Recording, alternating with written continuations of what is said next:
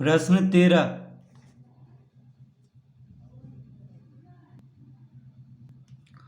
सरल कीजिए।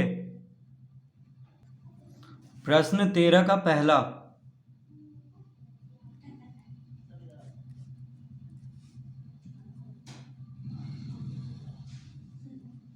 15 का घात 1/3 बटा 9 का घात 1/4 और पूरा पे घात है -6। पूरा पे घात कितना है? -6। तो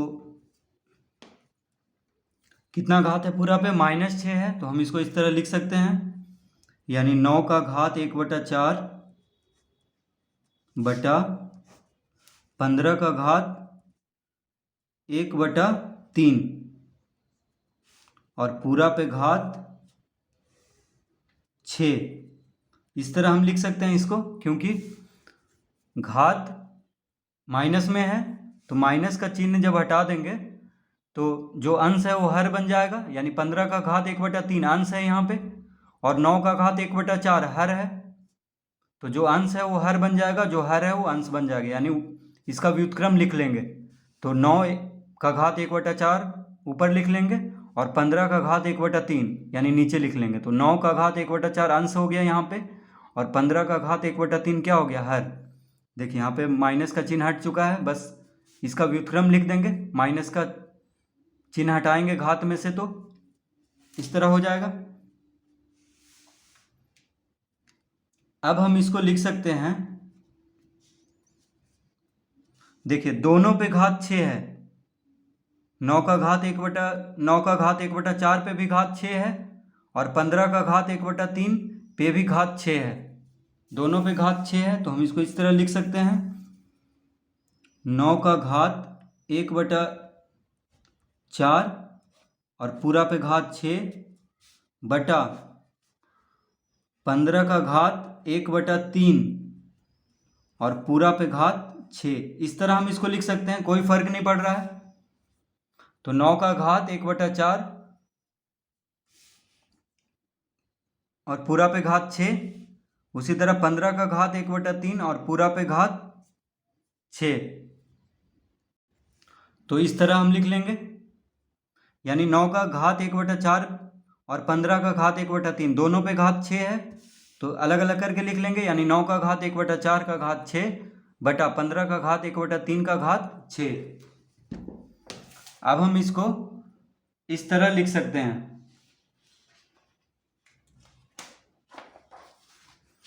तो जब घात पे घात हो, जैसे 9 का घात 1/4 पे घात है 6 और यहाँ पे 15 का घात 1/3 का घात 6 है,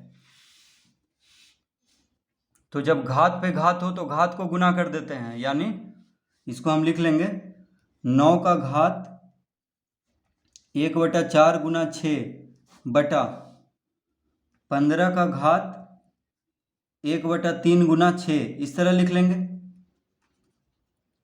ठीक है, कोई फर्क नहीं पड़ रहा है। तो जब घात पे घात है तो घात को गुना कर लेते हैं, तो इस तरह से।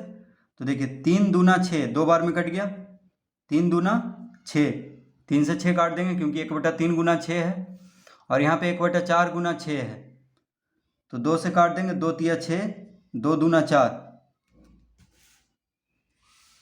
तो कितना हो जाएगा? 9 का घात 3/2 बटा 15 का घात 2, क्या हो जाएगा? 15 का घात 2। इस तरह से लिख लेंगे इसको, 9 का घात 3/2 बटा 15 का घात 2। देखिए यहाँ पे 2 बचा है तो 15 का घात 2 लिख लेंगे, और यहाँ पे 9 का घात 3/2, बटा में 2 है यानी 3/2। तो इस तरह हम इसको लिख लेंगे। अब 9 को हम क्या लिख सकते हैं? 9 को हम लिख सकते हैं 3 का घात 2, 3 का घात 2 लिख सकते हैं 9 को, और 9 पे घात है 3/2, तो इस तरह लिख लेंगे।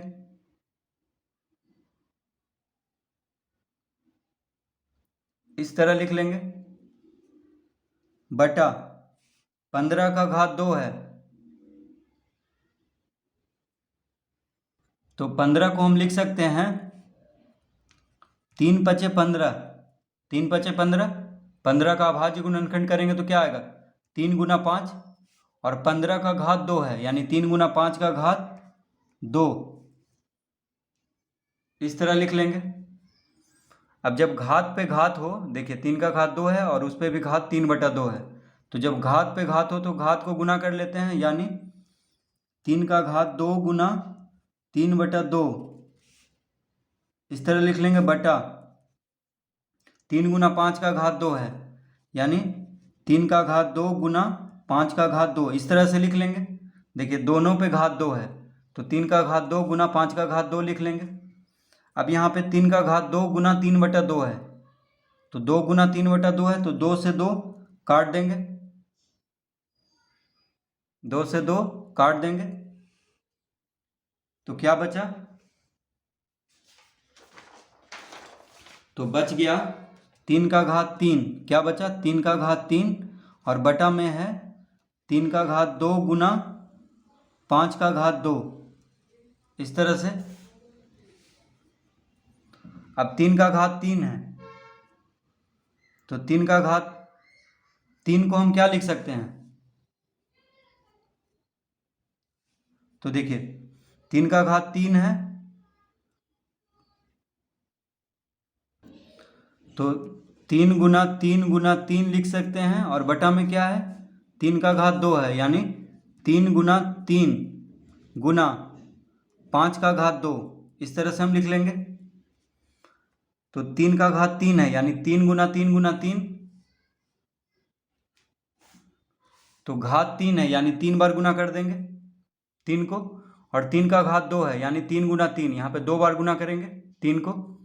तो देखिए 3 से 3 कट गया, 3 से 3 कट गया, क्या बच गया 3/5 का घात 2, तो क्या बचा 3/5 का घात 2, तो 3/5 का घात 2 कितना हो जाएगा, यानी 3/5 का घात 2 यानी 5 का वर्ग, तो 5 बचे 25, यानी इसका उत्तर आ जाएगा 3/25। तो इसका उत्तर कितना आ जाएगा 3/25।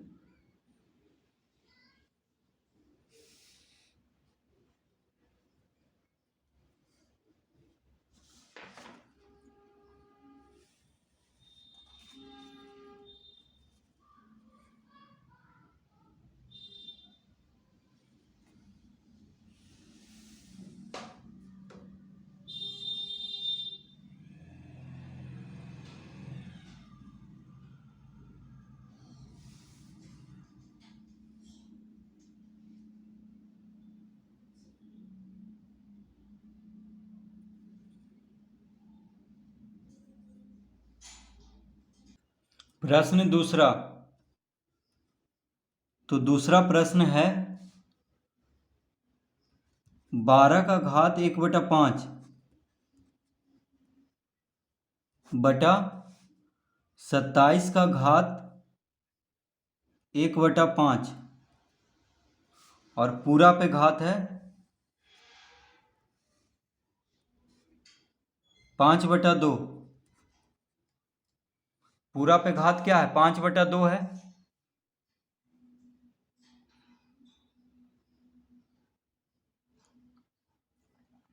तो 12 का घात 1/5 बटा 27 का घात 1/5 और पूरा पे घात है 5/2।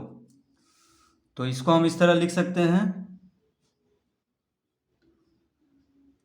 12 का घात 1/5 और पूरा पे घात 5/2 बटा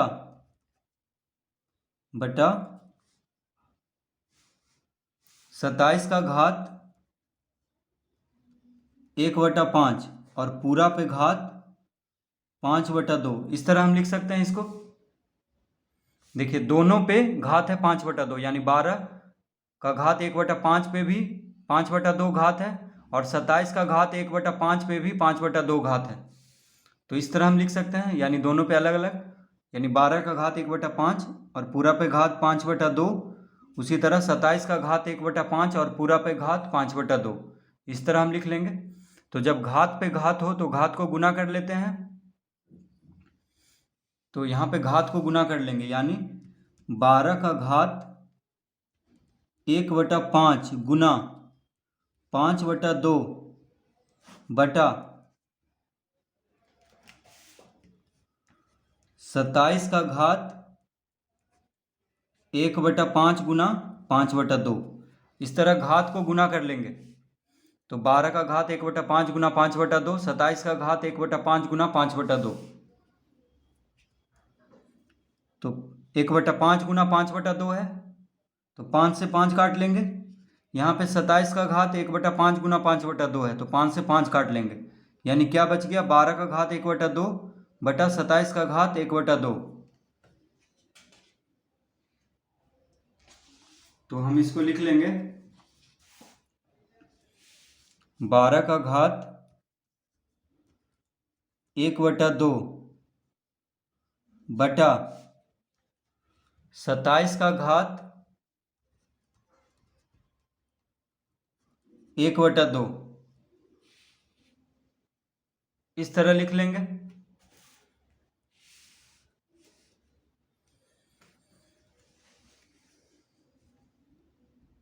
तो 12 को हम लिख सकते हैं, अभाज्य गुणनखंड करेंगे तो 12 का कितना आ जाएगा, 2 गुना 3। देखिए 12 को हम क्या लिख सकते हैं, 2 गुना 2 गुना 3, क्योंकि 2 दूना 4, 4 तिया 12 होता है। तो 12 का अगर अभाज्य गुणनखंड करेंगे तो क्या आ जाएगा, 2 गुना 2 गुना 3, यानी 2 दूना 4, 4 तिया 12। तो ये पूरा का घात हो जाएगा 1/2 बटा 27 का अभाज्य गुणनखंड करेंगे तो क्या आ जाएगा, 3 गुना 3 का घात 1/2, इस तरह लिख लेंगे।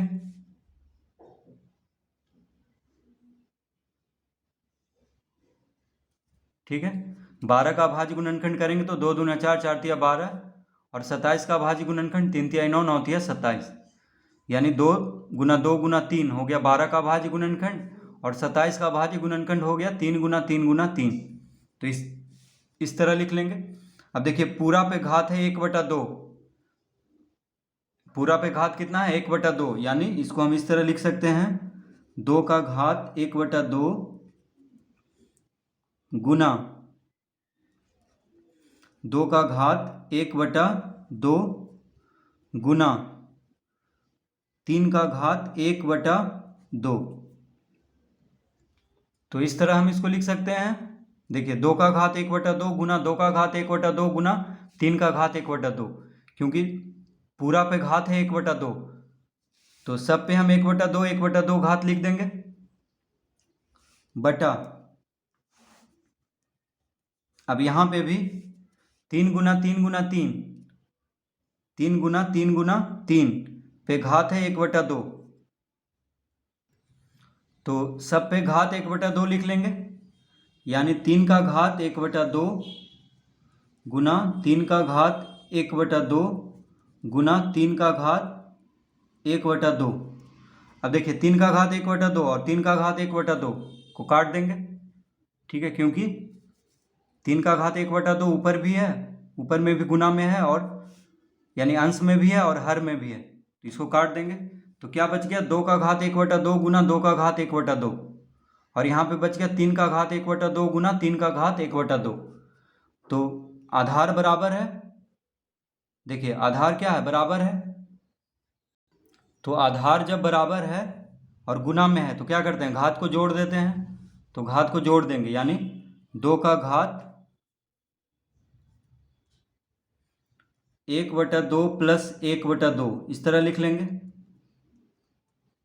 बटा 3 का घात, अब इसमें भी देखिए आधार बराबर है और गुना में है तो घात को जोड़ देंगे, यानी 3 का घात 1/2 प्लस 1/2 इस तरह लिख लेंगे। अब 2 का घात देखिए 1/2 प्लस 1/2, तो 2 का घात कितना हो जाएगा, 2 लघुत्तम लेंगे तो 1 प्लस 1, 2 लघुत्तम लेंगे तो 1 प्लस 1 बटा, उसी तरह 3 का घात 2 लघुत्तम लेंगे तो 1 प्लस 1 इस तरह लिख लेंगे। देखिए 2 लघुत्तम लेंगे तो 1 प्लस 1, तो क्या आ गया, 1 प्लस 1 2 होता है, यानी 2 का घात 2/2, और यहाँ भी हो गया 1 प्लस 1 2, यानी 3 का घात 2/2। तो लिख लेंगे 2 का घात 2/2 बटा 3 का घात 2/2 इस तरह लिख लेंगे। अब देखिए 2 से 2 कट जाएगा, 2 से 2 कट गया, क्या बचा यहाँ पे, तो इसका उत्तर हो जाएगा बस 2/3, क्योंकि 2 से 2 कट गया तो 1 बचा, यानी 2 का घात 1 कितना होगा 2, और 3 का घात 1 कितना होगा 3, यानी 2/3 होगा इसका उत्तर। तो इस तरह से इस प्रश्न को हल करेंगे।